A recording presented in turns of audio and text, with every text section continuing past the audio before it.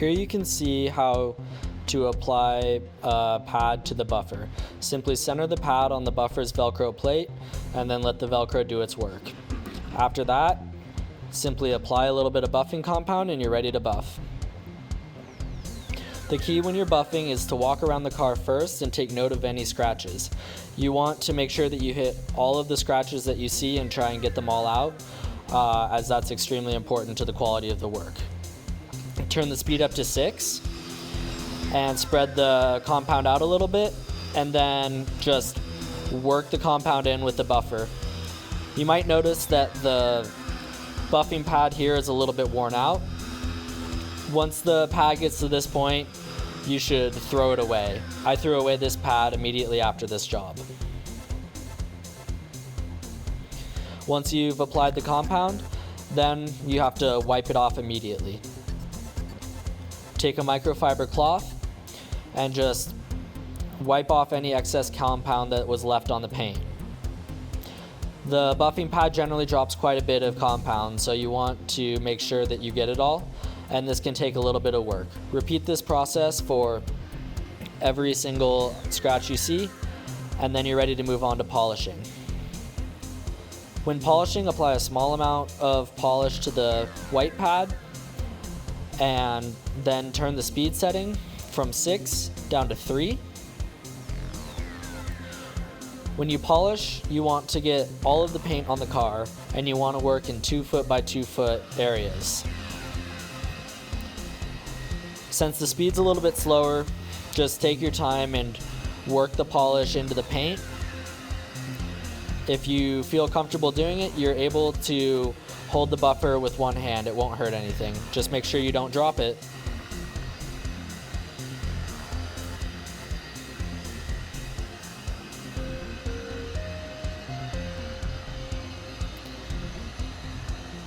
After you finish polishing an area, then take a new microfiber cloth and wipe the polish off. The polish can really get worked into the paint, so this might take a little bit of work. It's extremely important that you pull off all of the polish when you're working an area because it can get stuck and you don't want to deal with that. Once you've polished and wiped an area, then move on to the next one and repeat the process on the rest of the car. With wax, you're going to work with a larger area at a time, so you want to make sure that you use a little bit more and that you spread it out across the entire surface you're going to work with. For me, I generally spread it out by pushing the pad into the paint in 3 separate areas, like this. You can't really, I think you should do that one part again. Okay.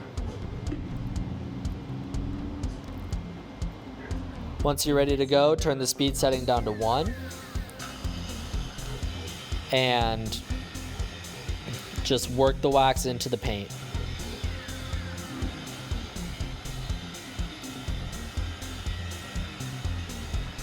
When you're waxing, you want to go over each area twice. You go forward and back. This allows you to work the wax into the paint. And wax you'll find to be a lot fainter than buffing compound and polish, so it might be a little bit harder to see it come off of the buffing pad.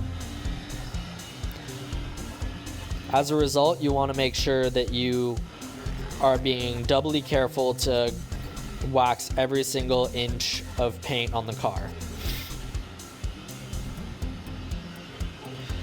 The key difference between waxing and buffing or polishing is that once you've waxed an area, you don't immediately wipe off the wax.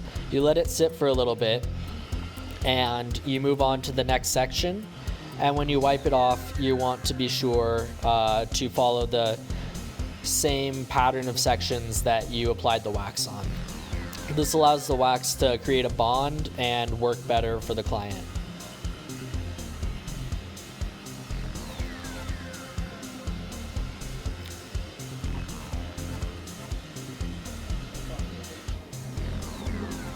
When you're wiping off the wax, you'll find that it comes off a lot more easily, but you'll want to be sure that you are getting every area that you have wax on, because sometimes it can be hard to see. And you don't want to leave wax on there to dry because it looks a little bit embarrassing. So just wipe the wax off, be thorough, and then you've done the inside of the outside of a car.